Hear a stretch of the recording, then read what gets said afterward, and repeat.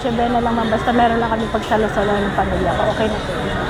Pero po ma'am, kinoconsider niyo po ba yung karne na ihanda ngayong Noche Buena?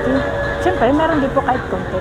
Kasi mayroon pang pagwala yan, yung talaga yun ang priority, may karne. Kahit araw-araw po yung nandito, karne talaga. Ay, madami ang anak ko ma'am, 12 kami. Tapos solo na lang ako, wala na din yung, balo na. Kapatid ko rin ito ma'am, talagang isang pamilya lang kami dito.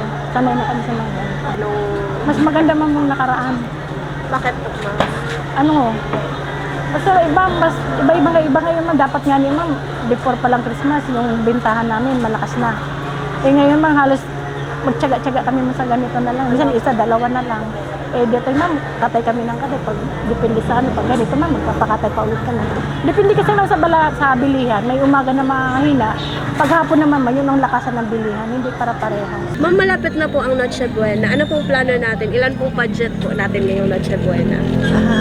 Siguro mga 2,000. Mga 2,000. Kasi po, di ba sabi po ng DTI, 500 daw po. Kasya po kayo. Hindi man kasya yan. Dahil sa ano pa lang, yung mga bilihin natin na mga gulay, mga medyo tumaas ngayon. Kaya hindi po talaga kasya ang 500. Ma'am, ngayon po, nagko-consider din po ba tayo magluto po ng mga karne? Since medyo, ang karne natin ngayon, medyo mataas ang presyo. Konti lang. Siguro, yung chicken naman, minimal man lang ang presyo. Pwede na siguro bumili tayo ng isa. Ngayon po, ma'am, nagka-canvas po ba tayo for Noche Buena? Opo. Kamusta naman po yung canvassing natin? Okay naman po.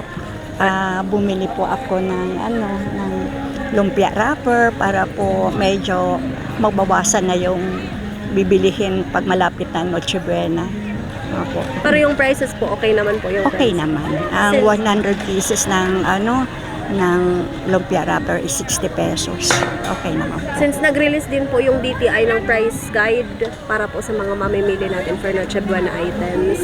Okay naman po. Opo, parehas lang po yung presyo nung compared po last year. Ano pong masasabi natin na gano'n? Compared last Opo, year, parehas lang po. Halos parehas lang. medyo taas ngayon talaga. Kaya kaunting tipid lang. Nakakaraos din po baga. Bukas pa lang po.